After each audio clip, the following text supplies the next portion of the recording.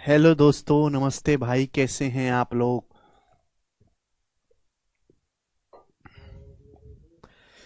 नमस्ते भाई। कैसे हैं? कैसन बा? हैं? तो हमारी मुलाकात हो रही है आपसे बिल्कुल फ्रेश। और कैसा महसूस कर रहे हैं आप मेरे साथ स्क्रीन पे जुड़ के? एकदम लाइव। अच्छा। क्लास एकदम लाइव चल रही है। मैं बिल्कुल समय से हूं आपसे बातचीत करने के लिए, आपको पढ़ाने के लिए।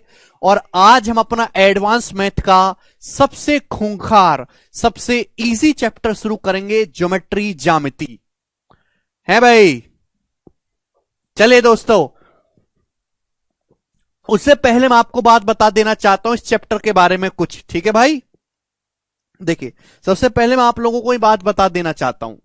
देखिए, आपको पता है कि सीईटी इंट्रोड्यूस हो गया है। साल 2024 में आपका एक सीईटी पेपर होगा। अभी जैसे हम एसएससी में प्री का पेपर देते हैं, तो प्री का पेपर ना देके आपको सीईटी एक कॉमन एलिजिबिलिटी टेस्ट देना होगा।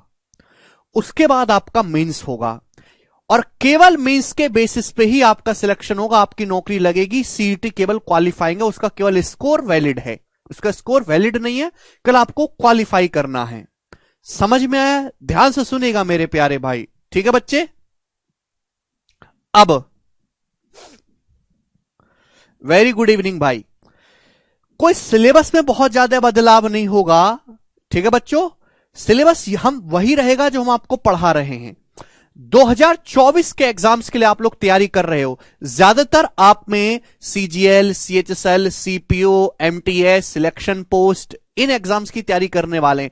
टीचिंग का एग्जाम है, सीडीएस का एग्जाम है, इन सभी एग्जाम्स को आप टारगेट करके कर रहे हैं। तो वो अगले साल 2024 में चुनाव है, और चुनाव आपके होने हैं अप्रैल और मई के महीने में। तो बचा जनवरी और फरवरी। तो जनवरी और फरवरी में कोई एग्जाम नहीं होने वाला है, क्योंकि ऐसा आज तक हुआ नहीं है कि किसी साल की शुरुआत में ही पेपर का नोटिफिकेशन भी आ जाए और एग्जाम शुरू भी हो जाए। तो यानी कि आपके जो पेपर होंगे 2024 के, वो होंगे आपके मई के बाद। यानी कि मई एंड में या फिर जून के महीने में आपके अगले साल से पेपर शुरू होंगे, और जो लगातार होंगे मई और जून के महीने में। समझ में आया दोस्तों? यानी कि हमारे पास ये कौन सा महीना चल रहा है भैया? सितंबर। सितंबर चल रहा है। अक्टूबर, नवंबर, दिसंबर, जनवरी, फरवरी, मार्च, अप्रैल, मई, पूरे 8 महीने हैं। इन 8 महीनों में हमको सिलेबस कंप्लीट करना है, उसका रिवीजन भी करना है, प्रीवियस ईयर के सवाल भी लगाने हैं। ठीक है जी?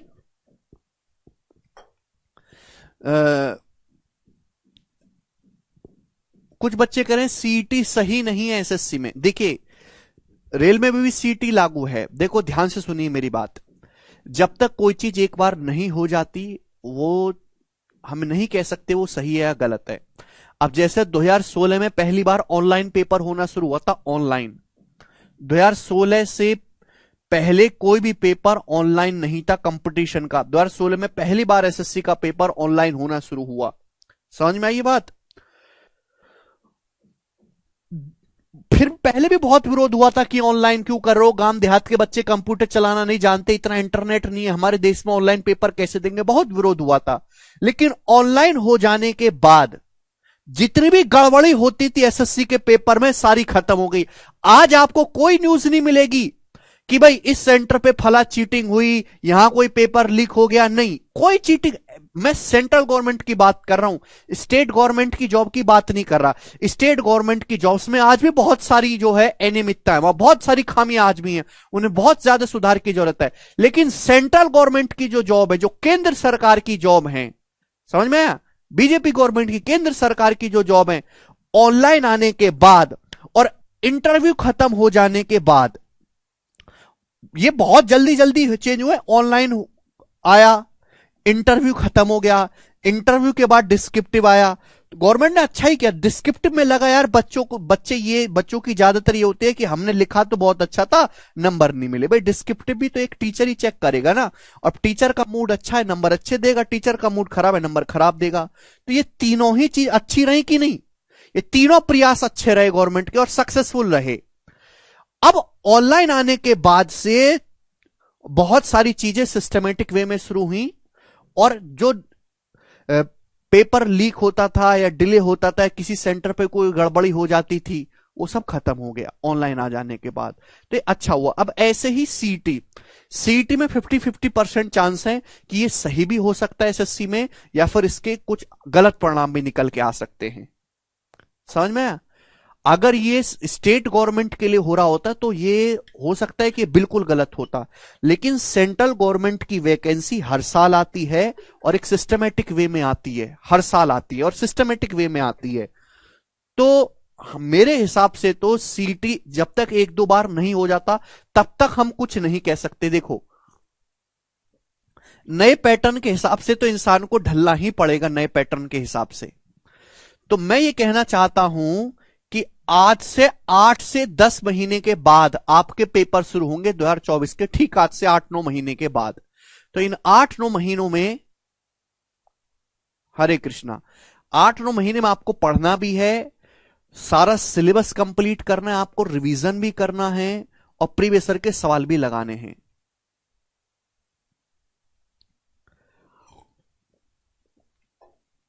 सीईटी कुछ भी नहीं यार, तुम लोग समझे ही नहीं, तुम लोग समझे ही नहीं। देखो बेटा, ध्यान सुनेगा, सीईटी क्या है? सीईटी है कॉमन एलिजिबिलिटी टेस्ट। मैं आपको बता देता हूं, कॉमन एलिजिबिलिटी टेस्ट सीईटी क्या मतलब है इसका, कि हमारे देश में सेंट्रल गवर्नमेंट के 50 से ज्यादा पेपर होते हैं, 50 से ज्यादा पेपर्स, समझ में आया, जो सेंट्रल गवर्नमेंट की जॉब के लिए होते हैं। और इनमें हर साल कम से कम 2 करोड़ से ज्यादा फॉर्म भरे जाते हैं, 2 करोड़ से ज्यादा। समझ में आया? अब इन 50 से ज्यादा पेपर के लिए हर एक एग्जाम का अलग अलग प्री कराया जाता है, हर एग्जाम का प्री होता है, हर एग्जाम का। तो इन 50 पेपर्स का प्री करवाने के लिए, 2 करोड़ बच्चों का प्री करवाने के लिए गवर्नमेंट का बहुत ज्यादा खर्चा आता है इंफ्रास्ट्रक्चर पे, जबकि प्री का लेवल हर एग्जाम का सेम है। आप एमटीएस की जो जॉब है, जो 10वीं बेस है, और सीजीएल की जो जॉब है, उसके प्री में कोई फर्क नजर आता है? का कोई फर्क नहीं है। ध्यान सुनेगा, अब गवर्नमेंट ये कह रही है कि हम ये 50 पेपर को एक ही पेपर कराएंगे, सीटी और साल में 2 बार होगा। अरे साल में 2 बार ना हुआ तो कम से कम साल में 1 बार तो होगा, है? इससे ज्यादा तो हो नहीं सकता। अब अगर आपने सीटी क्वालिफाई कर ले तो उसके बाद होगा मेंस, सीटी से थोड़ी ना जॉब लगनी है, उसके बाद होगा एसएससी का मेंस। अगर वैकेंसी टाइम पे नहीं आते तो इसमें गलती सीटी की नहीं है, इसमें गलती एसएससी की है, स्टाफ सिलेक्शन कमीशन की। तो यहां तो कोई प्रॉब्लम ही नहीं है, प्रॉब्लम तो यहां होगी। अरे जॉब इसको देनी है, मेंस का पेपर इसको करवाना है।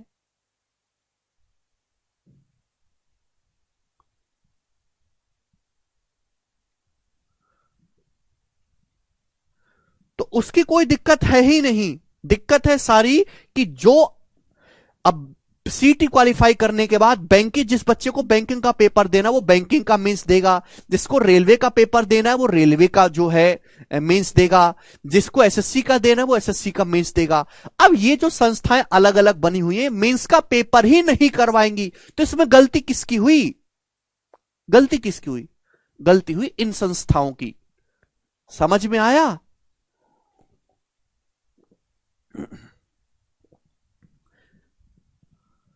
तो आप इसके लिए बिल्कुल निश्चिंत रहें, कोई दिक्कत नहीं होने वाली है, ठीक है ना? ध्यान से सुनिएगा। तो हमारे पास 7 से 8 महीने हैं, अब इसमें ढंग से पढ़ना है आपको, ठीक है जी? नया, मैं ये नहीं कह रहा कि सीटी सक्सेस ही हो जाएगा, लेकिन सीटी जो है फेल भी हो सकता है, लेकिन ऐसा नहीं कि वो गारंटी ही फेल होगा, अच्छे परिणाम भी निकल के आ सकते हैं, क्योंकि पीछे जो 3 डिसीजन गवर्नमेंट ने लिए वो तीनों सही रहे। ऑनलाइन पेपर करवाना, इंटरव्यू खत्म करना, डिस्क्रिप्टिव खत्म करना, पैटर्न चेंज करना, 4 डिसीजन लिए गवर्नमेंट ने, बड़े बड़े डिसीजन थे और चारों डिसीजन सक्सेसफुल रहे हैं, चारों डिसीजन। समझ में आया कि नहीं? अब अगर हम आज यही लड़ते रहते आज तक, हमें तो ऑफलाइन ही पेपर चाहिए, ऑफलाइन ही पेपर चाहिए, तो आज भी हम ये खबर सुन रहे होते कि जोधपुर के सेंटर में, यहां के सेंटर में ऑफलाइन का पर्चा लीक हो गया, पूरे देश का एग्जाम कैंसिल। क्या करते फिर तुम बताओ, क्या करते?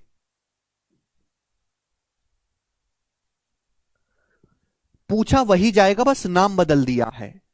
समझ में आया? अब देखो मैं इसके बारे में आपको बता देता हूं कि आपको सिलेबस पूरा कंप्लीट होने में 7 से 8 महीने का समय लगेगा।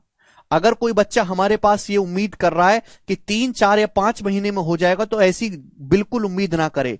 ये जो बैच है प्री प्लस मींस वाला है, यानी कि इसमें आपको प्री और मींस का एक साथ पढ़ाया जाएगा, ठीक है ना। कुछ बच्चे फिर ये कहेंगे सर आप मींस का अलग से बैच लाते हो, फिर वो क्यों लाते हो? वो उन बच्चों के लिए होता है जिन्होंने प्री हमसे नहीं पढ़ा है या यूट्यूब से तैयारी करी है, जिनका जो तुक्के से प्री में पास हो गए, या जिन्होंने जीरो टू हीरो बैच नहीं पढ़ा है, उनके लिए है। आप अगर आपने ये बैच जीरो टू हीरो अच्छे से पढ़ लिया तो आपको इसके अलावा कुछ भी करने की जरूरत नहीं है। मैं आपको यहां पर जो शीट करवाऊंगा केवल आपको वो शीट करनी है, उसके अलावा कुछ नहीं करना। अब अगर आप ज्योमेट्री, ध्यान सुनेगा दोस्त, ज्योमेट्री में अगर आप ज्योमेट्री की कोई प्रीवियस ईयर की किताब ले लो, ध्यान सुनेगा, एक टीचर है जो ज्योमेट्री आपको खत्म करवा देता है, सपोज 10 क्लास में, 10 क्लास में टीचर ने ज्योमेट्री खत्म करवा दी 1.5 घंटे की, 1.5 घंटे की, ठीक है ना। हो ही नहीं सकता। फिर वो आपसे कहता है प्रीवियस ईयर के सवाल लगा लो। ज्योमेट्री के प्रीवियस ईयर में कम से भी कम जो है आपको 1500 सवाल मिलेंगे, 1500 क्वेश्चन, 1500 क्वेश्चन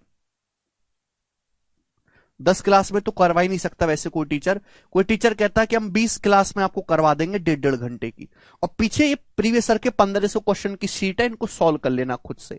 कि 1500 क्वेश्चन बालक सॉल्व कर सकता है, यानी कि 30 घंटे तो बालक ने यहां लगा दिए, और 1500 क्वेश्चन को सॉल्व करने के लिए कम से भी कम अगर 1 घंटे में बालक 15-20 सवाल भी सॉल्व करता है, 30 सवाल भी सॉल्व करता है मेरे दोस्त, तो कम से कम इनको सॉल्व करने में आपको जो है 50 घंटे तो लगेंगे। आपका समय कितना चला गया? 80 घंटे। मैं ये कह रहा हूं कि ये आपको करना ही नहीं है। मैं खुद ही आपको 50 घंटे ज्योमेट्री पढ़ाऊंगा, 50 घंटे, 50 आवर्स, और इन 50 घंटे में ऐसी ज्योमेट्री में आपको पढ़ाऊंगा और प्रीवियस ईयर के हर एक टाइप को करवाऊंगा कि आपको 1500 सवाल लगाने की जरूरत ही नहीं है। बस आपको एक चीज करनी है कि जो मैं शीट आपको दे रहा हूं, जो शीट में सवाल दे रहा हूं, वो आपको करना है। आपको ये जरूर फील होगा कि सर बहुत लेंदी पढ़ा रहे हैं, सर बहुत ज्यादा टाइम ले रहे हैं, लेकिन आप ये चीज शायद भूल गए कि जो 1500 क्वेश्चन आप ज्योमेट्री के प्रीवियस ईयर के खुद से सॉल्व करते, वो आपको करने की जरूरत है ही नहीं, वो करने की जरूरत है ही नहीं। मैंने आपके अल्टीमेटली यहां पे 20 घंटे ज्यादा लेके आपके ये यहां पे जो है 50 घंटे बचा दिए मैंने आपके, ठीक है बच्चों? यस। कुछ बच्चे कहेंगे अर्थमेटिक शुरू करो, तो मैं एक बात कह देना चाहता हूं, एसएससी की अगर आप तैयारी कर रहे हो तो अर्थमेटिक की इज्जत ना के बराबर है, ना के बराबर। अर्थमेटिक पढ़ के कुछ भी नहीं होने वाला, ये समझ लो आप। अगर आपको एसएससी के किसी भी एग्जाम में सिलेक्शन चाहिए तो एडवांस मैथ मजबूत करो, एडवांस मैथ ही सिलेक्शन की तरफ ले जाएगा, अर्थमेटिक नहीं। अर्थमेटिक का लेवल बहुत ही हल्का है और पूरी दुनिया अर्थमेटिक पढ़ती है। अर्थमेटिक मैथ इसलिए बच्चे पढ़ना चाहते हैं कि आसान लगता है, एडवांस मैथ भी उतना ही आसान है, बस आपका इंटरेस्ट नहीं है, तो अपना इंटरेस्ट जगाओ एडवांस मैथ को पढ़ने में। एडवांस मैथ के हर चैप्टर का वेटेज, एडवांस मैथ का एक चैप्टर अर्थमेटिक है 3-3, 4-4 चैप्टर के बराबर है। आप एडवांस मैथ से भागते रहोगे, कभी भी जिंदगी में नौकरी नहीं लगने वाली तुम्हारी, कभी भी जिंदगी में। जिस बच्चे का एडवांस मैथ मजबूत है ना, उसका अर्थमेटिक स्ट्रांग होगा ही होगा गारंटी से, और जिस बच्चे का अर्थमेटिक मैथ पढ़ता रहेगा एडवांस मैथ उसका अच्छा हो जाए, कोई गारंटी नहीं है। जिस बच्चे का एडवांस मैथ ढंग से पढ़ लिया ना, उसका अर्थमेटिक अपना मजबूत हो जाएगा। क्यों? उसके लिए गणित एक मजाक बन जाएगा। लेकिन जो अर्थमेटिक ही पढ़ रहा है, एडवांस उसके लिए मजाक नहीं रहेगा, एडवांस में उसको मेहनत करनी पड़ेगी, ठीक है ना। तो हम शुरू करेंगे मेरे दोस्तों ज्योमेट्री। सब लोग अपनी कॉपी में हेडिंग डालेंगे ज्योमेट्री, ज्योमेट्री, ठीक है भाई। देखो बच्चों, हमारे सिलेबस में 25 चैप्टर्स हैं। अगर मैं मेन चैप्टर की बात करूं तो टोटल 25 चैप्टर्स हैं, और उनके छोटे छोटे सब पार्ट को भी काउंट कर लूं तो 35 से 40 के आसपास हैं ज्योमेट्री। जितने भी इन 25 चैप्टर में सबसे ज्यादा पूछे जाने वाला चैप्टर है ज्यामिति। 25 चैप्टर्स में जितने भी गणित के चैप्टर हैं उनमें सबसे ज्यादा पूछे जाने वाला जो चैप्टर है वो ज्योमेट्री है, जो एग्जाम में सबसे ज्यादा आता है। अगर आप प्री का पेपर दोगे, प्री का पेपर अभी जो 2022 में पेपर हुआ है सीजीएल का और सीएचएसएल का भी, ये दो पेपर हुए 2023 के, सॉरी, तो 25 क्वेश्चन आते हैं। 25 क्वेश्चन में से 4 क्वेश्चन ज्योमेट्री के रहते हैं, 4 क्वेश्चन 25 में से। अर्थमेटिक मैथ में आप टाइम एंड वर्क पढ़ो, पहाड़ जितना चैप्टर है, आप टाइम स्पीड एंड डिस्टेंस पढ़ो, कंपाउंड इंटरेस्ट पढ़ो, सिंपल इंटरेस्ट पढ़ो, ये 3 चैप्टर पढ़ोगे तब इन 3 चैप्टर से 4 सवाल आएगा, या 1 चैप्टर से 4 सवाल आता है। बच्चे ना ऐसे सोचते ही नहीं, बच्चे सोचते ही नहीं ऐसे, वो चैप्टर को वेटेज के हिसाब से पढ़ते ही नहीं है। आप अर्थमेटिक का टाइम एंड वर्क पढ़ो, टाइम स्पीड एंड डिस्टेंस पढ़ो, कंपाउंड इंटरेस्ट, सिंपल इंटरेस्ट पढ़ो, छोटे चैप्टर नहीं है, बड़े चैप्टर है। इन तीनों चैप्टर से मिला के 4 सवाल आएगा, या अकेले से 4 सवाल आएगा, यानी कि ये चैप्टर इन तीनों चैप्टर के बराबर है। आप ऐसा सोचते ही नहीं, आप तो बस ये सोचते हो कि एक चैप्टर चल रहा, एक चैप्टर नहीं चल रहा, 4 सवालों की तैयारी हो रही है इसमें, एक में 4 सवालों की। समझ में आया? दूसरी बात, ये मैं प्री की बात बता रहा हूं, आप जब मेंस का पेपर दोगे, अभी तो मेंस का पैटर्न चेंज हुआ, तो 30 क्वेश्चन आते हैं मेंस के पेपर में, 30 में से भी 4 से 5 क्वेश्चन ज्योमेट्री के रहेंगे, 4 से 5 क्वेश्चन।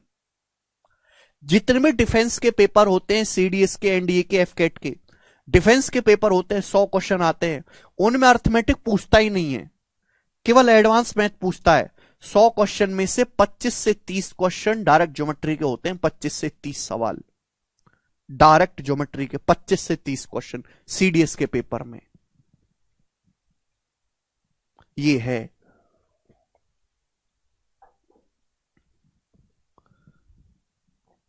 तो आप इसको ऐसे मत समझो कि ये एक चैप्टर हम पढ़ रहे हो और इसमें इतना समय लग रहा है, ये एक चैप्टर नहीं पढ़ रहे हो, आप अर्थमेटिक के 3 चैप्टर के बराबर वेटेज का एक चैप्टर पढ़ रहे हो, जिससे पेपर में सबसे ज्यादा सवाल आ जाते हैं, 4 क्वेश्चन।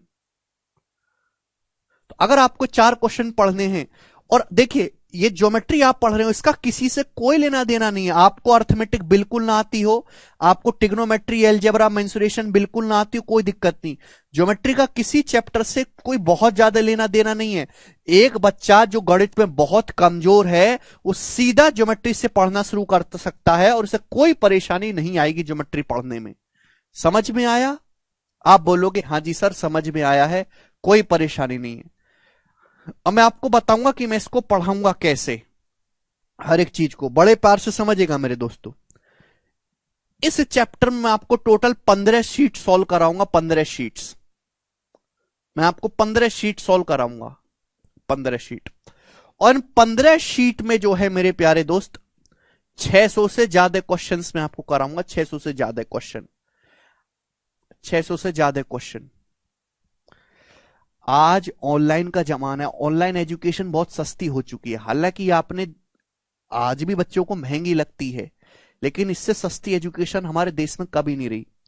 जब ऑफलाइन पेपर होता था आज से 7-8 साल पहले, तो मुखर्जी नगर में एक बैच चलता था ज्योमेट्री के 500 क्वेश्चन, क्योंकि ज्योमेट्री से बड़ा डर लगता है, पेपर में सबसे ज्यादा आता है, पूरा गणित एक तरफ, ज्योमेट्री एक तरफ। तो बैच चलता था 500 क्वेश्चन ज्योमेट्री के, 500 सवाल सॉल्व करवाने का, और उसकी फीस हो जाती 2000 रुपए। बताओ उसकी फीस। और आज हम आपको 600 क्वेश्चन करवा रहे हैं केवल इसमें, और इन 600 क्वेश्चन में पूरी ज्योमेट्री का निचोड़ है। तो मैं आपको जो कह रहा हूं कि जो प्रीवियस ईयर के 1500 सवाल है, 1500 सवालों में हर एक टाइप का सवाल, हर एक लैंग्वेज का सवाल, हर एक वैरायटी का सवाल यहां पे इंक्लूड होगा। समझ में आ गई दोस्त आपको मेरी बात? यस और नो? ठीक है भाई। अब इस ज्योमेट्री में आपको टोटल 15 शीट पढ़नी है। अब इसमें क्या क्या है, सबसे पहले तो मेरे दोस्तों मैं आपको पढ़ाऊंगा लाइन एंड एंगल। सबसे पहले जो है हम पढ़ेंगे line and angle. Line and angle में मेन चीजें बता रहा हूं, लाइन एंड एंगल्स, ठीक है। हम पढ़ेंगे sine rule, cosine rule, sine rule और कोसाइन रूल, ठीक है बच्चों। हम पढ़ेंगे सिमिलरिटी, समरूपता, सर्वांग समता, सिमिलरिटी एंड कॉन्ग्रुएंसी, त्रिभुजों की समरूपता।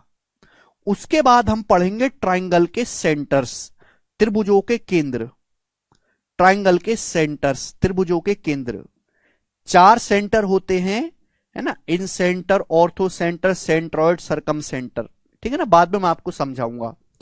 उसके बाद हम पढ़ेंगे चतुर्भुज, क्वाड्रिलेटरल, पांचों के पांचों क्वाड्रिलेटरल हम पढ़ेंगे, स्क्वायर, वर्ग पढ़ेंगे, आयत पढ़ेंगे, समांतर चतुर्भुज पढ़ेंगे, समलंब चतुर्भुज पढ़ेंगे, सारे ही चतुर्भुज पढ़ेंगे। और सबसे आखिर में हम पढ़ेंगे सर्कल। तो मैं कहना चाहता हूं कि पूरी ज्योमेट्री में सबसे ज्यादा जो सवाल आते हैं वो सर्कल से पूछे जाते हैं।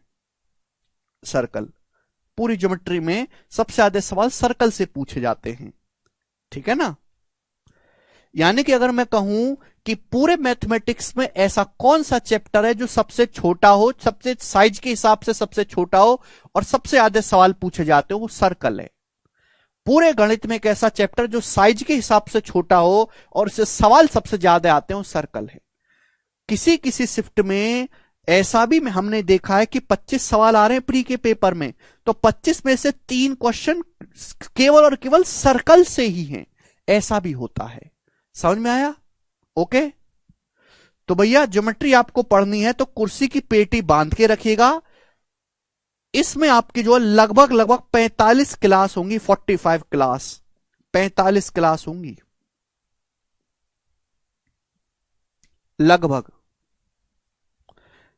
45 क्लास।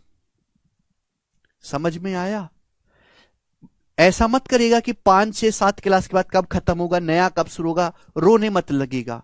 ये वो नहीं है बेटा कि आज शुरू हुआ 3 दिन में निपट गया, ये वो चैप्टर नहीं है, ये एक पहाड़ है, पहाड़।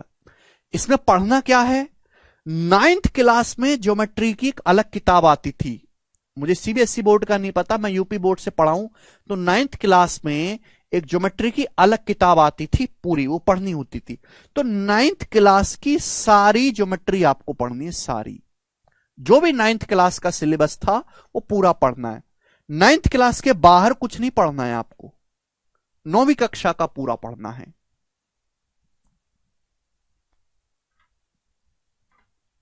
ठीक है जी। दूसरी बात कह रहे हैं क्लास पीएनजी मिलेगी क्या? क्लास पीएनजी बिल्कुल नहीं मिलेगी, क्लास नोट्स बिल्कुल नहीं मिलेंगे, बिल्कुल नहीं मिलेगी। मेरी बात कान खोल के सुनिएगा। जो बच्चे उम्मीद ये कर रहे हैं कि मैं उनको क्लास के पीएनजी दूंगा, है ना, सॉल्यूशन के उनको पीडीएफ प्रोवाइड करूंगा, ऐसी उम्मीद मुझसे ना करें। आप कहोगे सर क्यों ऐसा क्यों करते हो, बाकी टीचर्स तो सब देते हैं। मैं जानता हूं कि जो स्टूडेंट है ना, स्टूडेंट 1 नंबर के मक्कार होते हैं, मक्कार, सही बात है। 1 नंबर के आलसी, मेहनत करने से भागने वाले, उनको अपने फ्यूचर की कोई चिंता नहीं है। बैच लेके वो भूल जाते हैं, 15 दिन बाद वो पढ़ना बंद कर देते हैं, बात बात पे डिमोटिवेशन हो जाता है उनको। स्टूडेंट होते हैं मक्कार। अगर मैं नुकसान में बता रहा हूं, मैं स्टूडेंट को अच्छी तरीके से जानता हूं कि मैं भी स्टूडेंट रहा हूं, मेरी उम्र बहुत ज्यादा नहीं है। तो स्टूडेंट जो होता है अपने प्रति बिल्कुल भी ईमानदार नहीं होता, बिल्कुल भी ईमानदार नहीं, ज्यादातर स्टूडेंट। आपको करना क्या है कि जितना भी मैं क्लास में पढ़ा रहा हूं, जितना भी मैं क्लास में पढ़ा रहा हूं, कंसेप्ट सिखा रहा हूं, खुद से अपने हाथ से अपनी कॉपी में खुद क्लास नोट्स बनाओ, खुद क्लास नोट्स बनाओ, खुद। हर एक कंसेप्ट को अपनी भाषा में लिखो और ऐसा क्लास नोट्स बनाओ कि जब भी पेपर हो उसको जाके एक बार ऐसे रिवीजन कर जाओ, ऐसे रिवीजन कर जाओ, आपको दोबारा देखना ना पड़े, दोबारा देखना ना पड़े। पीडीएफ का नुकसान यह है कि अगर आपको पीडीएफ दे दी तो आप क्लास नोट्स बनाओगे नहीं। कोई भी बच्चा उस पीडीएफ से एग्जाम टाइम में रिवीजन कर ही नहीं सकता, गारंटी है मेरी। आपके पास अलग अलग पीडीएफ बनी हुई है ज्योमेट्री की, कितनी पीडीएफ है? 40 पीडीएफ। कोई पीडीएफ से रिवीजन कर ही नहीं सकता। आपको हर एक कंसेप्ट का खुद से क्लास नोट्स बनाना, कंसेप्ट्स का, और वो क्लास नोट्स ऐसे बनाने कि खुद को समझ में आए।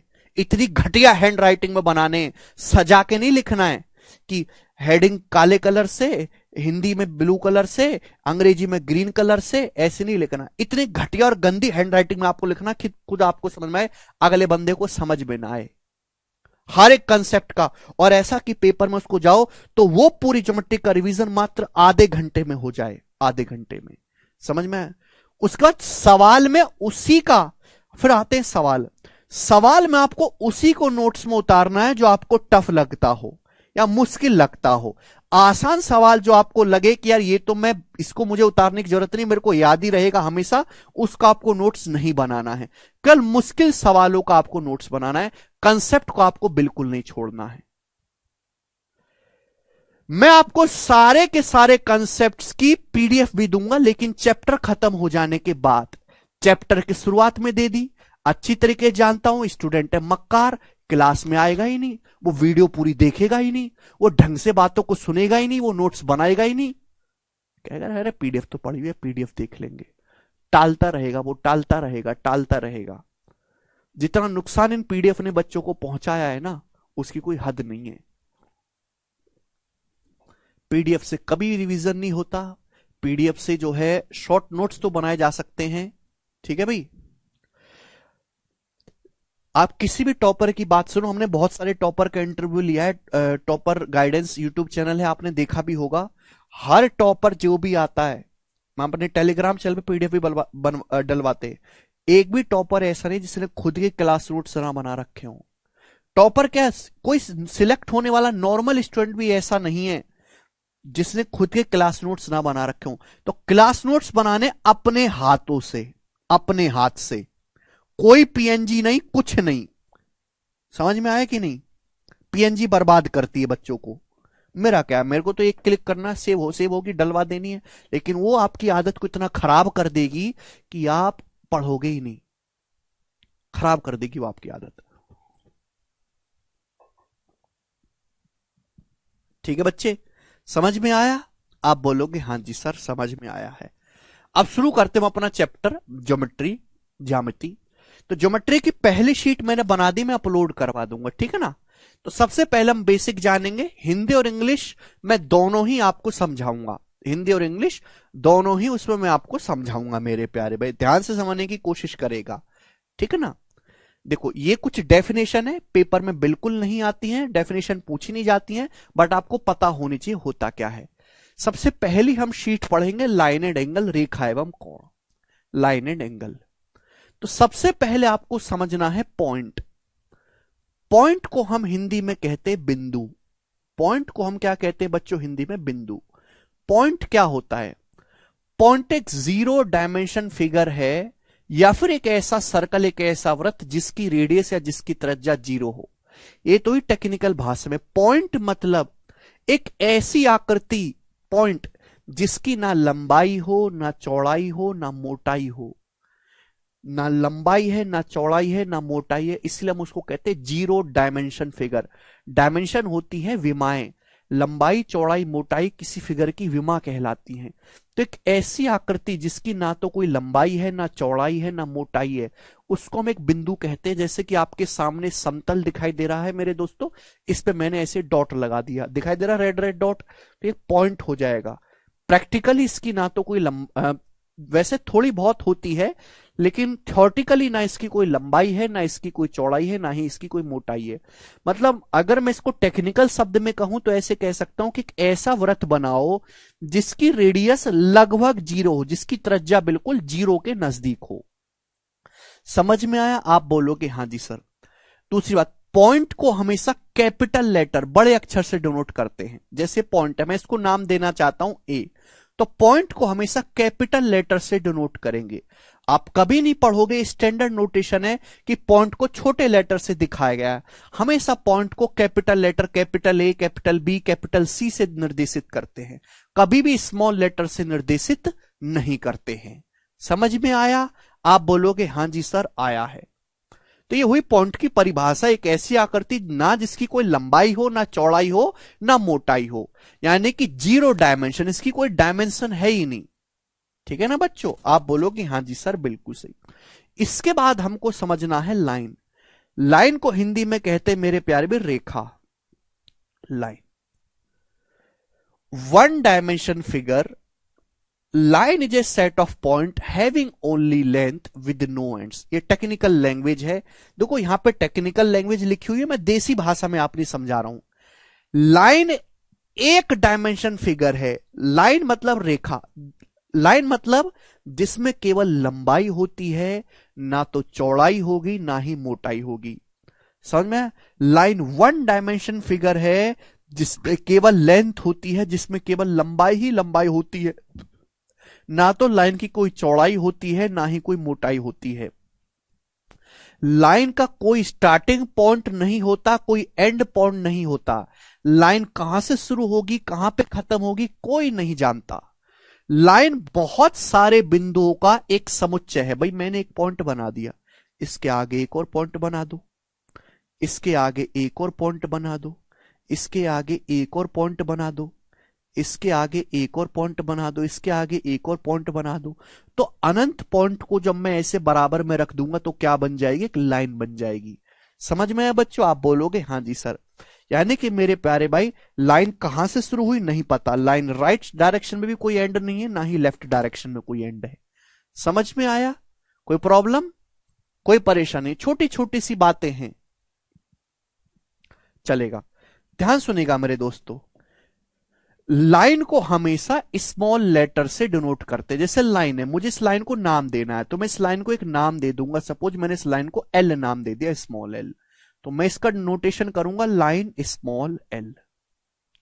समझ में आया? आप बोलोगे हां जी सर बिल्कुल सही, लाइन स्मॉल एल। यस और नो? आप बोलोगे हां जी सर बिल्कुल सही, कोई प्रॉब्लम नहीं है। ठीक है ना? तो हमेशा एक स्मॉल लेटर से लाइन का डिनोटेशन करते हैं। उसके बाद आपके सामने आएगा लाइन सेगमेंट, या हिंदी में हम कहते हैं रेखाखंड। रेखाखंड, लाइन सेगमेंट हिंदी में हम कैसे हैं? रेखाखंड। तो रेखाखंड है a line with fix length, एक ऐसी लाइन जिसकी लंबाई फिक्स है। भाई लाइन का ना तो कोई एंड पॉइंट होता है ना कोई स्टार्टिंग पॉइंट होता है। तो मेरे प्यारे भाई आपके सामने एक लाइन है ये। अब इस लाइन पर मैं दो बिंदु ले लेता हूं, दो पॉइंट। एक पॉइंट मेरे प्यारे भाई, एक बिंदु ये हो गया ए, और दूसरा पॉइंट ये हो गया मेरे दोस्तों बी। तो ए से बी तक का ये जो टुकड़ा है, इसी को हम कह देते हैं मेरे प्यारे भाई लाइन सेगमेंट। क्या हो गया ये हो गया लाइन सेगमेंट ए बी, रेखाखंड ए बी। यानी कि लाइन सेगमेंट एक ऐसी रेखा होगी जिसकी लंबाई फिक्स है मेरे दोस्तों, यानी कि ए से बी तक की जो दूरी है वो इसकी लंबाई हो गई। समझ में आया? आप बोलोगे हां जी सर आ गया। तो ये जो ए बी है मेरे दोस्तों, ये क्या कहलाएगा? लाइन सेगमेंट कहलाएगा। ठीक है बच्चों? आप बोलोगे हां जी सर बिल्कुल सही, कोई परेशानी नहीं इसमें। ध्यान सुनेगा। अब देखो मैं एक चीज बता देना चाहता हूं, ये लाइन सेगमेंट बार बार लिखना ना बहुत लंबा काम हो जाता है। तो मैथमेटिशियन ने सोचा, एग्जामिनर ने भी सोचा है, बार बार सेगमेंट शब्द लिखने से ना टाइम वेस्ट होता है। तो यानी कि हमने खंड लिखना बंद कर दिया, हमने खंड लिखना बंद ही कर दिया। तो हम व्यवहार की भाषा में, है तो ये लाइन सेगमेंट, लेकिन व्यवहार की भाषा में हम इसको लाइन ही बोल देते हैं कि लाइन ए बी है। व्यवहार की भाषा में है ये लाइन सेगमेंट, लेकिन बार बार सेगमेंट शब्द लिखना ना मुश्किल हो जाता है। ठीक है ना? तो व्यवहार की भाषा में इसे लाइन ही बोल देते हैं। ठीक है ना? सेगमेंट बार बार कौन लिखता फिरेगा? मतलब समझ में आना चाहिए। ठीक है ना? मतलब समझ में आना चाहिए, टेक्निकलिटी नहीं समझनी होती है, भाव समझना होता है। ठीक है बच्चों? आप बोलोगे हां जी सर बिल्कुल सही। उसके बाद हम समझेंगे रे। रे मतलब किरण। हाँ ये 0 to हीरो है भाई शुभम। रे हिंदी में हम इसको कहते हैं किरण। अब किरण क्या होता है? A line with unidirection length, यानी कि ऐसी लाइन जिसका स्टार्टिंग पॉइंट तो है लेकिन एंड पॉइंट नहीं है।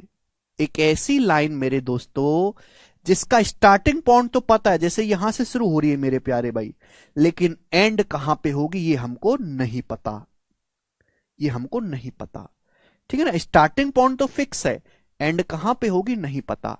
तो लाइन का देखो, लाइन सेगमेंट और रे तीनों में फर्क समझ में है? तीनों ही वन डायमेंशन फिगर हैं। लाइन का ना तो स्टार्टिंग पॉइंट है ना ही कोई एंड पॉइंट है, बहुत सारे पॉइंट को जब हम सटा के रख देते हैं तो एक लाइन बन जाती है। लाइन का ही एक टुकड़ा फिक्स लंबाई का लाइन सेगमेंट कहला जाता है। रे किरण एक ऐसी लाइन जिसका स्टार्टिंग पॉइंट फिक्स है, उसकी शुरुआत निश्चित है लेकिन अंत निश्चित नहीं है। जैसे सूरज की किरण होती हैं, सूरज में से निकलती हैं, अब वो कहां तक जाएंगे अंतरिक्ष में कोई अंदाजा नहीं। जैसे सूरज की किरण है, सूरज से निकली, अंतरिक्ष में कहां तक ट्रेवल करेंगे नहीं पता, तो क्या है, रे है, किरण है। समझ में आया? आप बोलोगे हां जी सर बिल्कुल सही, बोलो ठीक है बच्चे। अब रे को नोटेशन कैसे देते हैं? लाइन को हमेशा स्मॉल लेटर से बताएंगे मेरे प्यारे भाई, ठीक है ना।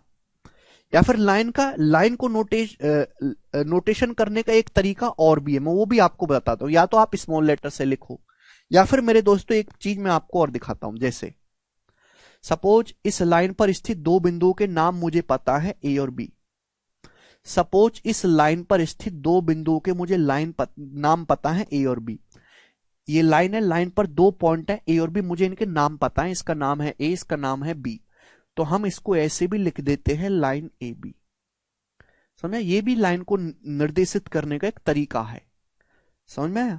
तो अगर आपके सामने लाइन ए बी लिखा गया है तो इसका मतलब यह है कि एक ऐसी लाइन खींची गई है जो ए और बी से होकर जाती है। क्लियर है? आप बोलोगे हां सर। एग्जाम्पल के लिए जैसे सपोज दो पॉइंट है ऐसे पी और एक पॉइंट है क्यू, मैं आपके सामने लिख देता हूं लाइन पी क्यू। तो इस बात का क्या मतलब लाइन पी क्यू का?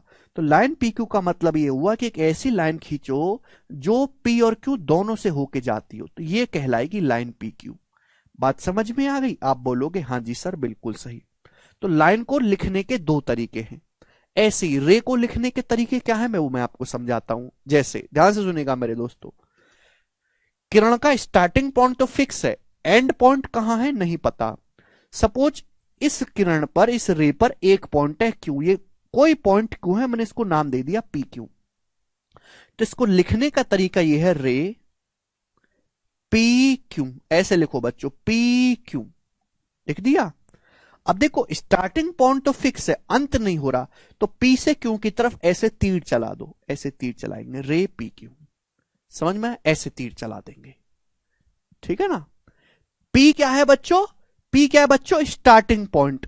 सपोज इस रे पर कोई बिंदु क्यू है, कोई नाम ले लिया हमने क्यू है, ठीक है ना। तो पी से क्यू की दिशा में मेरे को जाना है और मैं ऊपर ऐसे एक तीर चला दूंगा, तीर चला देंगे ऊपर, ठीक है। अंजलि पूछ रही सर सेगमेंट को कैसे डिनोट करते हैं? अंजलि सेगमेंट को प्रॉपर, सेगमेंट का स्टार्टिंग पॉइंट का नाम है, सपोज स्टार्टिंग पॉइंट का नाम है एम और एंड का नाम है इसका, एंड पॉइंट का एन, तो हम इसको कह देंगे लाइन सेगमेंट एम एन। इसमें तो कोई डाउट ही नहीं है। ये लाइन सेगमेंट को निर्देशित करने का, डिनोट करने का एक तरीका है। भाई जो भी आप लाइन सेगमेंट ले रहे हो तो उसका स्टार्टिंग पॉइंट आपको लेना है और एंड पॉइंट आपको लेना है। तो भाई ये, इसको हम कहेंगे लाइन सेगमेंट एम एन है। लेकिन मैंने क्या बताया? मैंने आपको ये बताया है कि व्यवहार में हम सेगमेंट शब्द लिखने को अवॉइड करते हैं, व्यवहार में इसको लाइन एम एन ही लिखते हैं। समझ में आया? ठीक है बच्चों, आगे चलते हैं।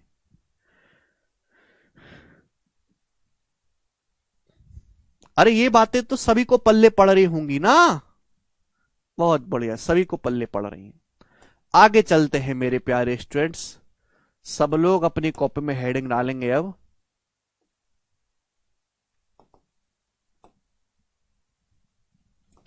एंगल, सब लोग अपनी कॉपी में हेडिंग डालेंगे एंगल, एंगल, या फिर हिंदी में कहते हैं इसको कोण,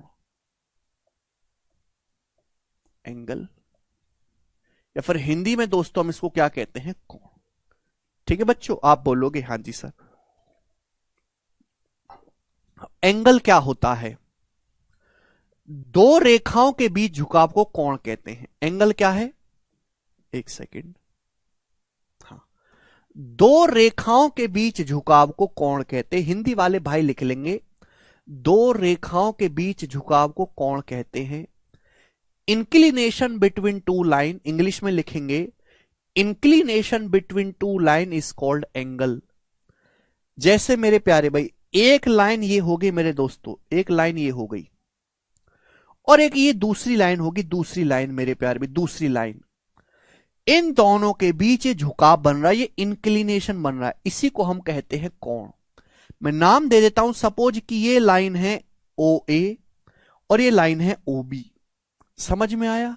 तो इन दोनों के बीच ये जो कोण बन रहा है मेरे प्यारे भाई, हम इसी को बोलते हैं इंक्लिनेशन एंगल। समझ में आया? ये जो बन रहा है इनके बीच ये जो झुकाव है, इसको डिनोट करने का तरीका है ऐसे, एंगल ए।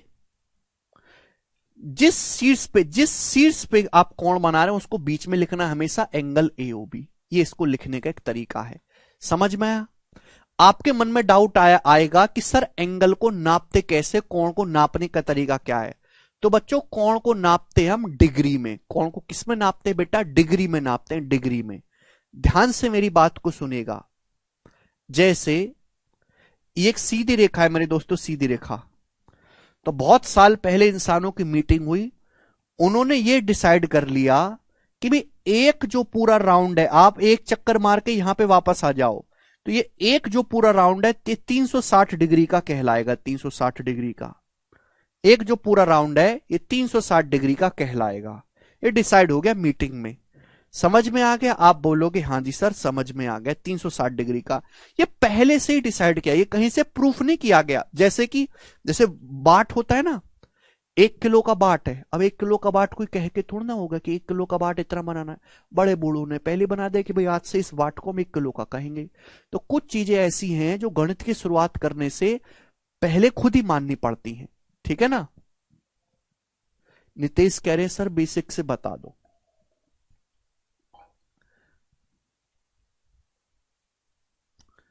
नितेश और कौन सा बेसिक चाहिए बता बेटा तेरे को?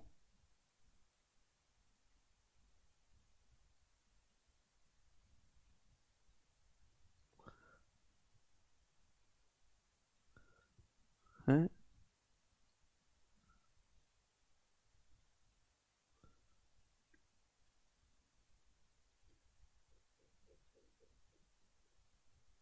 बताओ। तो ये एक जो पूरा राउंड है बच्चों, ये 360 डिग्री का है। ये इंसानों ने मान लिया कि एक पूरा राउंड 360 डिग्री का है। ठीक है ना? बोलो इसमें कोई परेशानी क्या? नहीं, कोई परेशानी नहीं है। एक पूरा चक्कर ध्यान से समझने की कोशिश करेगा। अगर मैं इसके 4 बराबर टुकड़े कर दूं, 4 बराबर टुकड़े, तो हर एक टुकड़ा कितने डिग्री का आ जाएगा? 90 डिग्री। भाई एक पूरा राउंड जो वो 360 डिग्री का होता है। अब मैंने इसके 4 बराबर टुकड़े कर दिए, तो हर एक कोण कितने डिग्री का आ जाएगा? 90 डिग्री का। ये भी 90 डिग्री का मेरे दोस्तों, ये भी 90 डिग्री का, और ये भी 90 डिग्री का। समझ में आया कि नहीं? क्लियर है? कोई परेशानी? आप बोलोगे नहीं सर कोई परेशानी नहीं है। तो 360 डिग्री में छोटे छोटे, भाई ये वाला जो एंगल है मैंने मान लिया कि 1 डिग्री का है, 1 डिग्री का। अब ऐसे ऐसे 360 एंगल आप मिलाओगे तो टोटल 360 डिग्री बनेगा। ठीक है बच्चों? भाई ये 360 डिग्री का एक पूरा चक्कर होता है। अगर मैं इसके 360 बराबर टुकड़े कर दूं, तो जो सबसे छोटा टुकड़ा आएगा वो कितने डिग्री का कोण बनेगा? 1 डिग्री का कोण बनेगा, 1 डिग्री का। ये 360 एक पूरा चक्कर 360 डिग्री का है। अब मैं ऐसे ऐसे करके इसके छोटे छोटे 360 बराबर टुकड़े कर देता हूं, 360। तो हर जो टुकड़ा आएगा वो कितने डिग्री का होगा? 1 डिग्री का होगा। तो हम यही पता करते हैं कि दो रेखाओं के बीच ये जो कोण बन रहा है ये कितना झुकाव पर है, उसी को बोलते हैं हम एंगल AOB। ठीक है बच्चों? अब इसी में आपको समझना है एंगल बाइसेक्टर। इसी में दोस्तों आपको समझना है angle bisector. Angle bisector Hindi वाले भाई लिखेंगे कोण समद्विभाजक। एंगल बाइसेक्टर हिंदी वाले भाई लिखेंगे कोण समद्विभाजक, एंगल बाइसेक्टर। अब आप मुझे बताओ एंगल बाइसेक्टर क्या होता है? जैसे आपके सामने हमने कोण बनाया है, कोण AOB। ठीक है बेटा?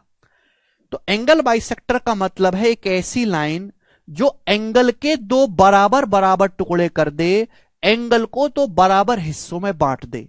जैसे ये कोण AOB है, तो आप एक ऐसी लाइन खींचिए मेरे दोस्तों, एक ऐसी लाइन यहां पर खींचिए जिस कोण AOB के 2 बराबर टुकड़े कर दे। जैसे कि मैंने ये लाइन खींच दी मेरे दोस्तों OP।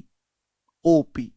तो ये जो लाइन है ओपी, इस कोण एओबी के दो बराबर टुकड़े कर रही है। मतलब नीचे वाला अगर थीटा है तो ऊपर वाला भी ये आधा हिस्सा थीटा है। समझ में आया? आप बोलोगे हां जी सर।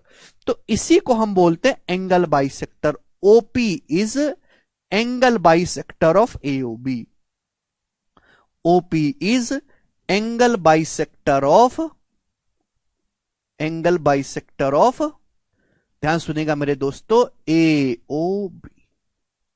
सभी को समझ में आया? आप बोलोगे हां जी सर, बिल्कुल सही, समझ में आ गया। कोई परेशानी?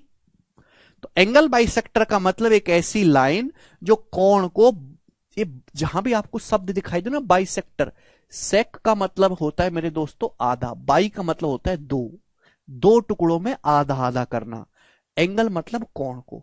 तो एक ऐसी लाइन जो कोण के दो बराबर हिस्से कर देती है, जैसे कि यहां पर ये ऊपर भी थीटा हो गया, नीचे भी थीटा, तो जो लाइन कहलाएगी इस पूरे कोण एओबी का बाइसेक्टर कहलाएगी। थीटा मैंने नाम दे दिया कि माना इस कोण का नाम, इस कोण की माप थीटा है, कुछ भी हो सकता है बेटा, तो ऊपर वाले कोण की माप भी थीटा ही होगी। मैंने नाम दे दिया बेटा। अब थीटा 10 डिग्री हो सकता है, 20 डिग्री, 30 डिग्री, कुछ भी हो सकता है। सभी को समझ में आया? क्लियर? कोई परेशानी? परेशानी नहीं है, ठीक है ना। एक सेकंड ये देखो जरा, एक सेकंड।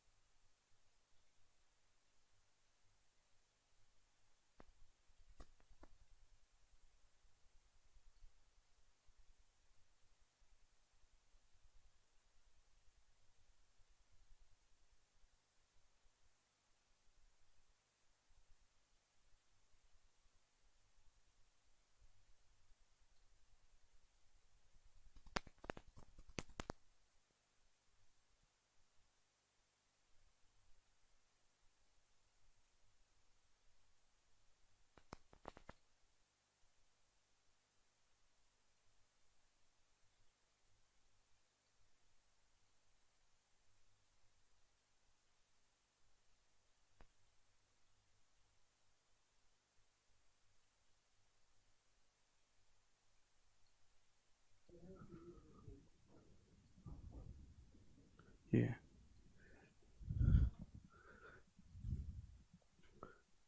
ठीक है भाई, चलो। तो आपको समझ में आया एंगल बाइसेक्टर क्या होता है, कोण समद्विभाजक।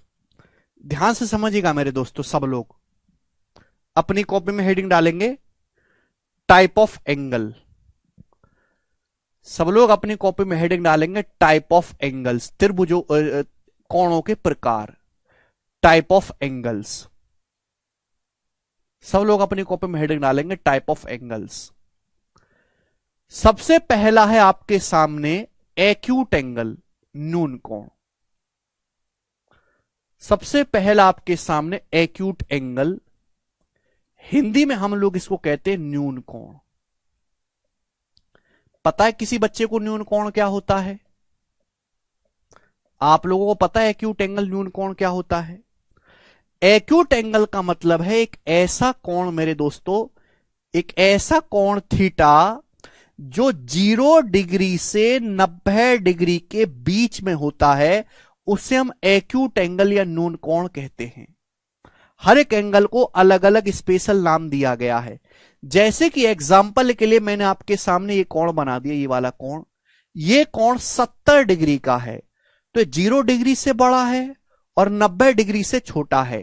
तो ये कैसा कोण है? ये जो कोण बना है एओबी कैसा कोण है? तो आप कहोगे सर ये 70 डिग्री का कोण 0 से 90 के बीच में है, तो एक्यूट एंगल है। समझ में आया? तो हर एक का मैं नाम वो एग्जाम्पल भी आपको बताता चलूंगा। न्यून कोण जो 0 डिग्री से बड़े होते हैं पर 90 डिग्री से छोटे होते हैं, वो सारे ही कोण एक्यूट एंगल कहलाते हैं। न्यून कोण इनको कहते हैं हिंदी में। दूसरा है मेरे दोस्तों आपके सामने राइट एंगल। दूसरा है मेरे दोस्तों आपके सामने right angle. Right angle Hindi में इसको कहते हैं समकोण। समकोण। अब राइट एंगल का क्या मतलब है? राइट एंगल का मतलब एग्जैक्ट 90 डिग्री का एंगल। 90 डिग्री के एंगल को हम लोग राइट एंगल कहते हैं। समझ में आया? आप बोलोगे हां जी सर आया है। भाई ध्यान सुनेगा, एक पूरा राउंड है 360 डिग्री का। अब इसके 4 बराबर टुकड़े कर देंगे, हर टुकड़ा कितने डिग्री का बन जाएगा? 90 डिग्री का बन जाएगा। तो भाई आपके सामने 2 लाइन है, ये और ये। अभी ये एक लाइन है एओ और दूसरी लाइन है मेरे दोस्तों बीओ। इन दोनों के बीच में जो कोण है ये एग्जैक्ट 90 डिग्री का है, 90 डिग्री का। इसी को हम बोलते हैं राइट एंगल या फिर समकोण। समझ में आया? आप बोलोगे हां जी सर समझ में। एग्जैक्ट 90 डिग्री कोण को समकोण कहते हैं। अब ध्यान से सुनिएगा मेरे दोस्तों, आपने एक शब्द देखा होगा परपेंडिकुलर। सुना है आपने? परपेंडिकुलर। परपेंडिकुलर। परपेंडिकुलर हिंदी में हम लोग इसको कहते हैं लंब। हिंदी में हम इसको कहते हैं लंब। लंब। अब इसका साइन जो होता है, इसका साइन होता है मेरे दोस्तों ये वाला, ये इसका साइन होता है। परपेंडिकुलर का मतलब होता है अगर 2 लाइन एक दूसरे से 90 डिग्री का कोण बनाती हैं, अगर 2 लाइन एक दूसरे से 90 डिग्री का कोण बनाती हैं, तो वो लाइन एक दूसरे के परपेंडिकुलर या फिर लंब होती हैं। जैसे बच्चों आपके सामने एक लाइन है इस प्रकार से, आपके पास एक लाइन है इस प्रकार से ए बी। ये एक लाइन होगी मेरे दोस्तों ए बी। ठीक है बच्चों? एक और दूसरी लाइन है मेरे दोस्तों इस प्रकार से, ये लाइन होगी मेरे प्यारे भाई यहां से सी डी। समझ में आया? और इन दोनों के बीच में जो कोण बन रहा है 90 डिग्री का कोण बन रहा है। तो ये कहा जाएगा कि ये जो लाइन ए बी है और सी डी है एक दूसरे के परपेंडिकुलर है या फिर लंबवत है। समझ में आया? तो परपेंडिकुलर का मतलब होता है 2 रेखाओं के बीच में 90 डिग्री का कोण। और उसको टेक्निकल शब्दों में ऐसे लिखा जाएगा ए बी और सी डी, और उनके बीच में हम ये वाला साइन बना देंगे, ये वाला साइन, ये साइन बना देंगे। समझ में आया बच्चों? क्लियर है? यहां तक कोई परेशानी? यस और नो? तो आगे से आप कभी भी ये देखो कि ए बी और सी डी के बीच में ये साइन बना हुआ है, तो इसका मतलब ये हुआ कि ए बी और सी डी एक दूसरे के लंबवत हैं, उनके बीच में 90 डिग्री का कोण है। ठीक है ना? एक सेकंड रुक जाओ, बोलो समझ में? तो मैं आपको यह भी बता रहा हूं कि सवालों में क्या क्या चीजें इस्तेमाल होती हैं, केवल परिभाषा बता के नहीं छोड़ रहा। ठीक है, आगे चले। तो ये हो गया एक्यूट एंगल, राइट एंगल, और तीसरा है मेरे दोस्तों आपके पास ऑब्ट्यूस एंगल, अधिक कोण। तीसरा सब लोग अपनी कॉपी में हेडिंग डालेंगे ऑब्ट्यूस एंगल। ऑब्टूस एंगल। हिंदी वाले भाई लिख लेंगे अधिक कोण, अधिक कोण,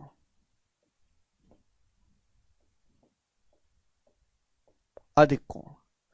ध्यान सुनेगा मेरे दोस्तों, ऑब्टूस एंगल अधिक कोण। ठीक है बच्चों, आप बोलोगे जी बिल्कुल सही, कोई परेशानी नहीं। तो ऑब्टूस एंगल क्या है? ऑब्टूस एंगल का मतलब एक ऐसा कोण मेरे दोस्तों जो 90 डिग्री से बड़ा हो, जो 90 डिग्री से तो बड़ा हो बट 180 डिग्री से छोटा हो, 180 डिग्री से छोटा हो, उसे हम ऑब्टूस एंगल या अधिक कोण कहते हैं। एग्जाम्पल के लिए मेरे दोस्तों आपके सामने हमने ऐसे बना दिए बच्चे, ये बना दिया मैंने आपको, ये दो लाइन है एओ और ये बीओ, ये दो लाइन है एओ और ओबी, उनके बीच में ये कोण बन रहा है सपोज 132 डिग्री का। तो कैसा कोण है ये? ऑब्टूस एंगल है। ये 90 डिग्री से तो बड़ा है बट 180 डिग्री से छोटा है, तो इसी को हम बोलते हैं ऑब्टूस एंगल। कोई भी चाहे 140 बनाओ, 145 बनाओ, 120 बनाओ, 91 डिग्री बनाओ, 100 डिग्री बनाओ, सब मेरे दोस्तों ऑब्टूस एंगल कहलाते हैं। चौथा आपको समझना है स्ट्रेट एंगल। चौथा मेरे दोस्तों आपको समझना है स्ट्रेट एंगल, स्ट्रेट एंगल। ध्यान से हमारी बातों को बिल्कुल बेसिक से मैं आपको समझा रहा हूं। स्ट्रेट एंगल हिंदी में कहते हैं मेरे दोस्तों में से सीधा कोण, स्ट्रेट एंगल सीधा कोण। अब सीधा कोण मतलब सीधी लाइन पे बनेगा, स्ट्रेट एंगल का मतलब है एग्जैक्ट 180 डिग्री के कोण को, एग्जैक्ट 180 डिग्री के कोण को हम स्ट्रेट एंगल या सीधा कोण कहते हैं। ध्यान सुनेगा मेरे प्यारे भाई, जैसे एक लाइन है प्यारे भाई, मैंने अभी समझा कि आप एक पूरा राउंड जब घूम के आओगे तो 360 डिग्री होगा, 360 डिग्री एक पूरा चक्कर, तो आधा ही राउंड घूमूंगा तो कितने डिग्री का कोण बनेगा? 180 डिग्री का कोण बनेगा अगर मैं आधा ही राउंड घूमता हूं। तो ध्यान से समझिएगा, जैसे ये पॉइंट है मेरे दोस्तों ओ, तो ये एक लाइन बन गई ओ ए और ये इधर बन गया मेरे दोस्तों ओ बी। तो आप जब ओ ए से ओ बी की तरफ ऐसे पूरा आधा चक्कर घूमते हैं तो ये जो कोण बनेगा कितने डिग्री का होगा? 180 डिग्री का होगा, 180 डिग्री का। समझ में आया? आप बोलोगे हाँ जी सर बिल्कुल सही। सर कंसेप्ट और सॉल्यूशन एक ही कॉपी में नोट करें क्या, और क्या अलग अलग करोगे? एक ही में करना है, ठीक है ना। तो ये जो कोण होता है पूरा का पूरा, आप ओ ए से ओ बी तक चले, आधा ही चक्कर घूमे तो कितना हो गया? ये 180 डिग्री का हो गया। समझ में आ गया स्टूडेंट्स? कोई परेशानी नहीं? बोलो। नेक्स्ट आगे चलेंगे। नेक्स्ट और last reflex angle. Reflex angle कितने बच्चों को इसके बारे में पता है? रिफ्लेक्स एंगल कितने बच्चों को पता है भाई इसके बारे में? इसको कहते हैं वृत्त कोण, हिंदी में हम इसको कहते हैं वृत्त कोण। और रिफ्लेक्स एंगल क्या होता है बताइए बच्चों, किसी को पता है रिफ्लेक्स एंगल के बारे में? नहीं पता? अरे क्वेश्चन कहां से प्रैक्टिस करें भाई? क्वेश्चन तो सीट से लगाने ना, मैं जो आपको शीट दूंगा। क्या होता है रिफ्लेक्स एंगल?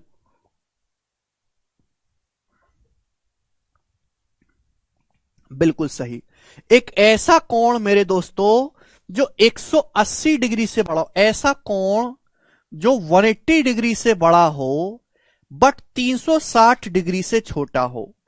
180 डिग्री से बड़ा और 360 डिग्री से छोटे जितने भी कोण होते हैं सब सब रिफ्लेक्स एंगल होते हैं। जैसे मेरे दोस्तों आपके सामने एक लाइन है ओए, इसको सीधा कर दूंगा तो 180 डिग्री बन जाएगा। सीधा नहीं, मैंने ऐसे खींच दिया मेरे दोस्तों ये ओ भी। तो भाई इन दोनों लाइन के बीच में ध्यान सुनेगा,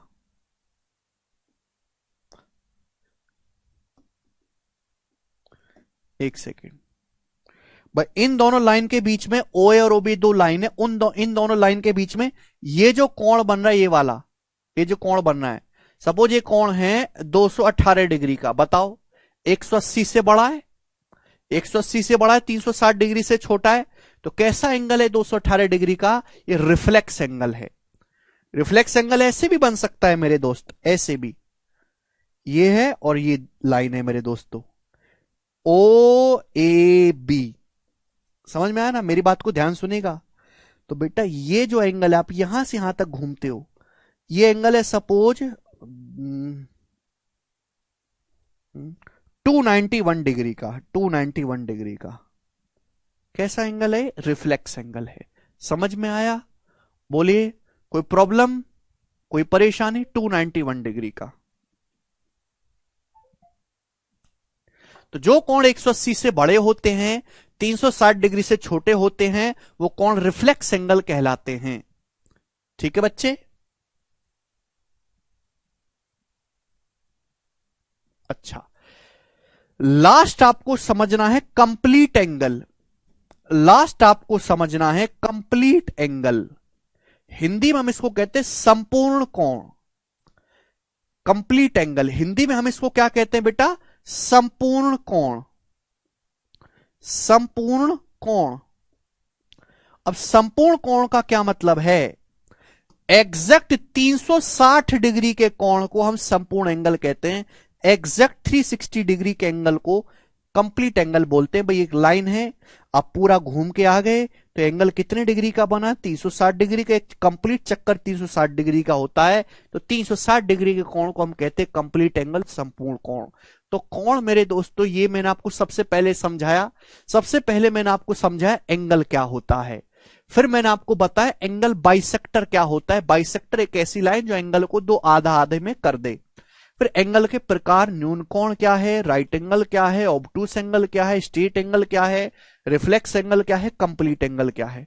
सभी को बात समझ में आ गई? आप बोलोगे हां जी। नेक्स्ट, अब सब लोग अपनी कॉपी में हेडिंग डालेंगे vertically opposite angle. Vertically opposite angle. अब यहां से मैं कंसेप्ट बताना शुरू करूंगा। अभी तक मैंने आपको समझाई है परिभाषा, डेफिनेशन। अब यहां से मैं आपको समझाऊंगा कंसेप्ट। Vertically opposite angle.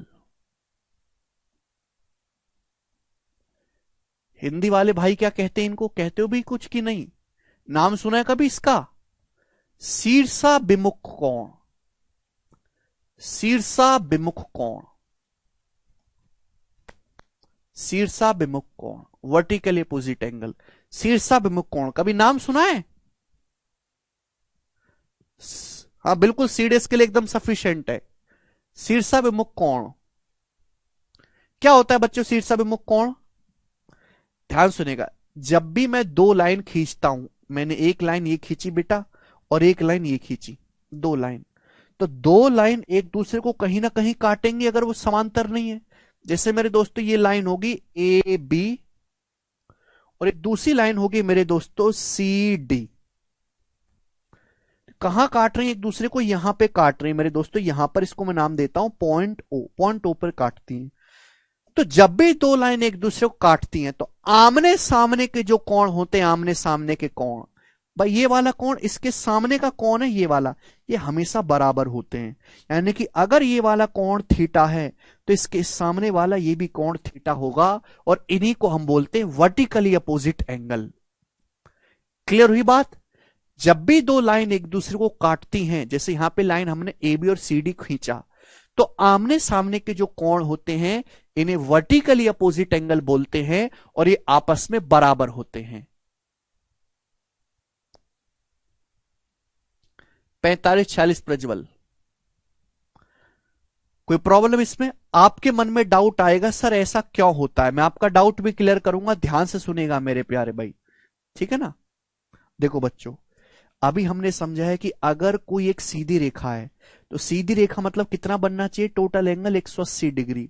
तो बच्चों जरा आप मुझे ये बताओ कि ये कोण थीटा बन गया बच्चों, ये वाला थीटा, तो ये बताओ ये वाला कोण कितना बनेगा फिर? ये वाला, ये ए बी एक सीधी रेखा है, सीधी रेखा, अगर ये थीटा है, टोटल 180 डिग्री बनना चाहिए, ये थीटा है, तो 180 में से माइनस कर दूंगा, ये 180 माइनस थीटा बनेगा कि नहीं बनेगा? आप बोलोगे हाँ जी सर, 180 माइनस थीटा बनेगा।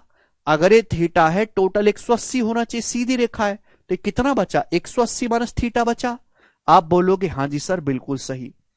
भाई मैं आपसे कहूं ये सीधी रेखा है, ये वाला जो एंगल है 110 डिग्री का है, तो ये कितना बचा? तो आप कहोगे सर ये तो 70 डिग्री बचा, 110 प्लस 70 180। अब ध्यान से मेरी बात को सुनो, ये वापस एक सीधी रेखा है सीडी, ये वापस एक सीधी रेखा है, तो भाई ये एंगल कितना आना चाहिए? अब ये सीडी को देखो, सीडी सीधी रेखा है, सीधी रेखा 180 बनना चाहिए। अगर ये 180 माइनस थीटा है तो ये कितना बनना चाहिए फिर? थीटा। भाई इन दोनों को जोड़ूंगा तभी तो 180 बनेगा, थीटा में 180 माइनस थीटा जोड़ूंगा तभी तो 180 बनेगा। तो देखो क्या आमने सामने के बराबर नहीं आ गए? आ तो गए बराबर। आप बोलोगे हाँ जी सर, ये होता है बेटा कंसेप्ट। क्लियर है? कोई प्रॉब्लम? हर चीज को रटना नहीं है, उसके पीछे का कारण भी समझना है। अब ये जो है ए बी फिर से सीधी रेखा बन गई, फिर से सीधी रेखा है, ये थीटा है, तो ये कितना बचा बच्चों? ये सीधी रेखा है ए बी, ये नीचे थीटा है, तो ये कितना बचा? 180 बनना चाहिए सम, ये थीटा है, तो ये कितना बचा? 180 माइनस थीटा। तो देखो आमने सामने के कोण बराबर हो गए कि नहीं? ये थीटा, ये थीटा, ये 180 माइनस थीटा, ये 180 माइनस थीटा, तो हमेशा आमने सामने के कोण बराबर होते हैं, वर्टिकली अपोजिट एंगल इनको बोलते हैं। सभी को कंसेप्ट क्लियर हुआ? आप बोलोगे हाँ जी हो गया कंसेप्ट क्लियर। 10वीं क्लास में पढ़ा था, 10वीं का ये सब कुछ, ठीक है ना। एक सेकंड होल्ड करो, अभी मैं स्लाइड लगवा रहा हूं, एक सेकंड होल्ड करेंगे।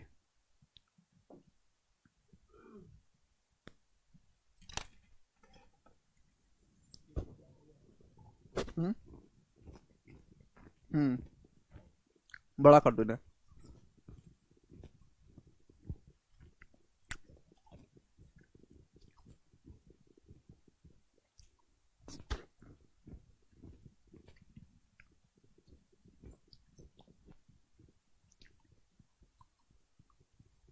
ठीक है, सारे मैंने बता दिए ने। चलो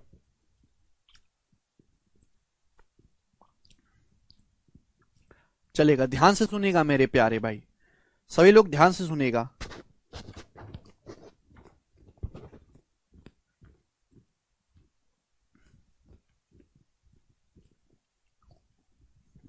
अगला कंसेप्ट,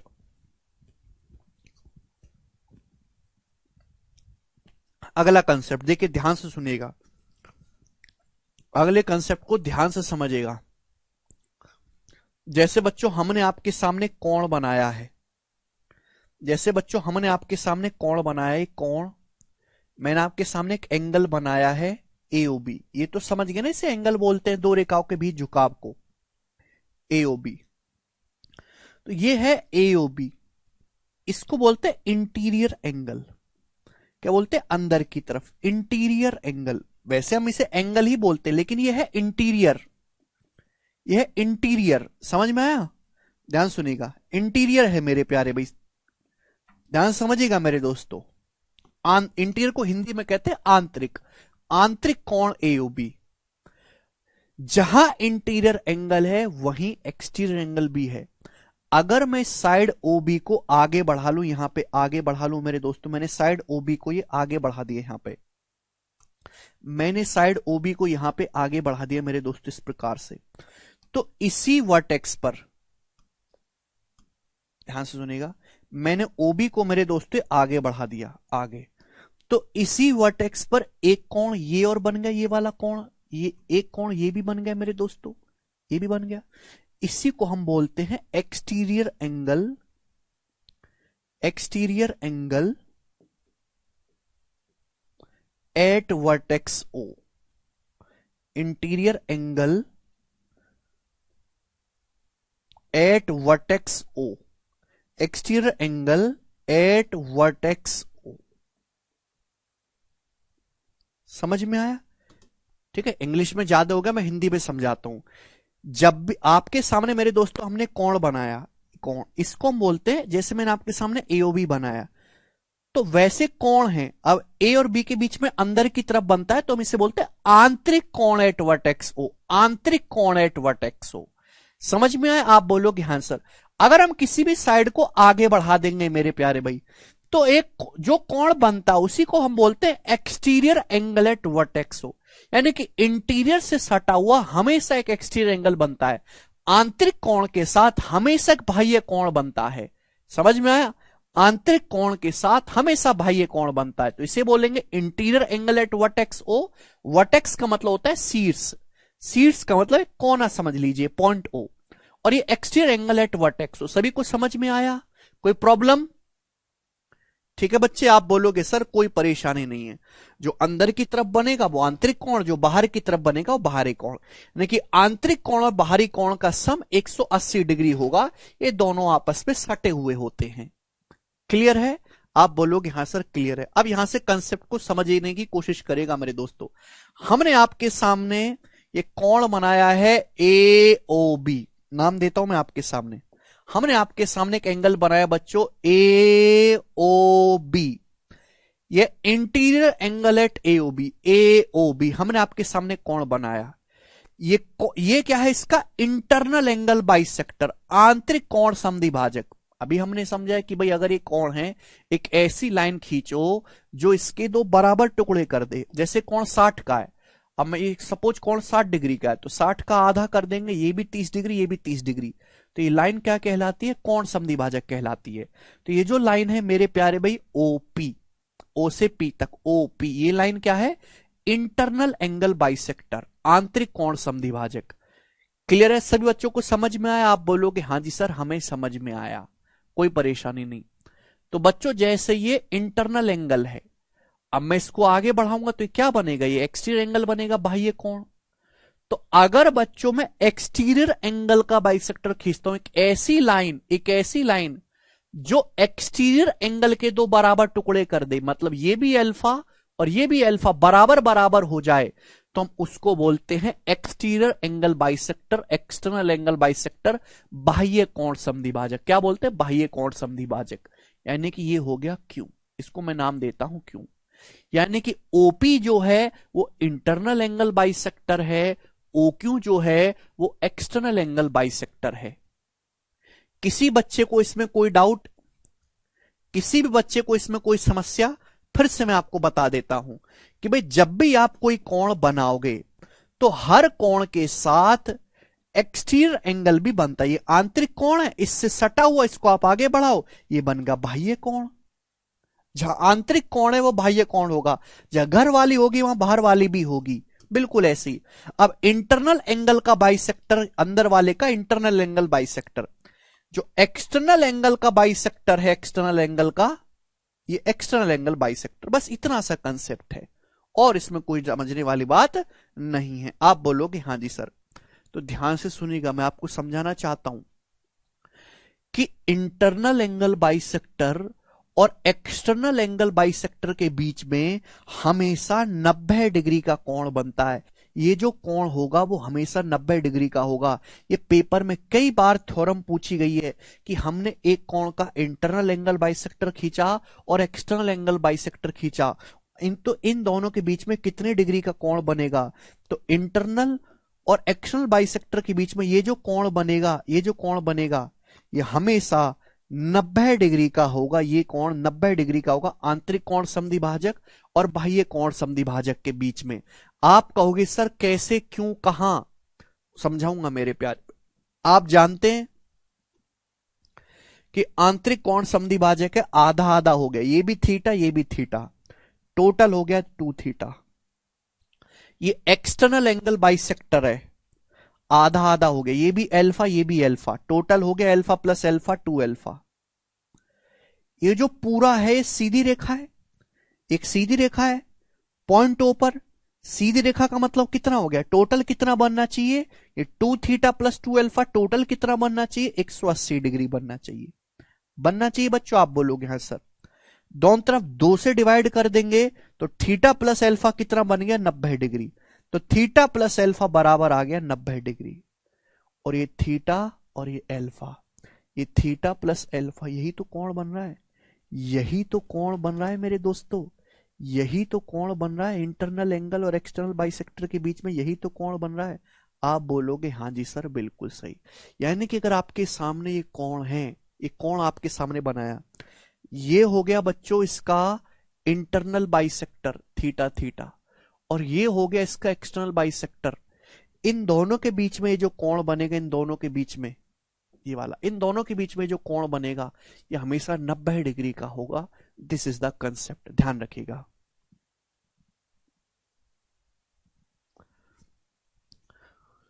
किसी बच्चे को कोई समस्या, आप बोलोगे सर 2 पैसे की समस्या नहीं है, तो किसी भी कोण का आंतरिक समद्विभाजक आप खींचेंगे, इंटरनल एंगल बाइसेक्टर और एक्सटर्नल एंगल बाइसेक्टर खींचेंगे, हमेशा उनके बीच में 90 डिग्री का कोण बनता है। मजा आ गया सभी को? बोले वेरी गुड। आगे चलते हैं प्यारे भाई, नेक्स्ट। ओके चलिए, तो आज की कहानी को हम यही विराम देते हैं भाई, आज की कहानी को हम यही विराम देते हैं।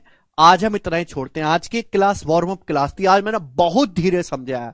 इतना धीरे मैं पढ़ाऊंगा नहीं, ना ही मैं पढ़ाता हूं। जितना आज की मैंने आपको स्पीड से पढ़ा उसका डबल स्पीड से मैं आपको पढ़ाऊंगा कल से, ठीक है ना? तो आपको पता चल गया होगा कि कैसे मैं आपको पढ़ाऊंगा। जैसे देखो, पढ़ाऊंगा मैं सब कुछ, थोड़ी सी स्पीड में पढ़ाऊंगा, लेकिन छोड़ूंगा कुछ भी नहीं। ऐसा नहीं कि जब नया बैच शुरू होता है तो टीचर बहुत धीरे धीरे बहुत प्यार से बच्चों को लगता है हाँ बहुत सही चल रहा है, कुछ दिनों के बाद टीचर छोड़ छोड़ के पढ़ाना शुरू कर देता। मैं वैसा नहीं करूंगा। जैसा अभी स्टार्टिंग में पढ़ा रहा हूं, बैच के खत्म होने तक, एंड तक मैं वैसा ही पढ़ाऊंगा। बस आपके अंदर ऊर्जा बनी रहनी चाहिए। मेरे अंदर जो है ऊर्जा बहुत है, ठीक है बच्चों? तो शीट में अपलोड करवा दूंगा। कोई भी शीट शुरू होने से पहले मैं पहले ही उसकी शीट अपलोड करवा देता हूं, ठीक है? आज इतना ही छोड़ते हैं। मुझे लगता है कि आपको क्लास समझ में आई होगी, पसंद आया होगा, ठीक है बच्चों? चलेगा, कल मिलेंगे हम इसी टाइम। अब यहां से बाय।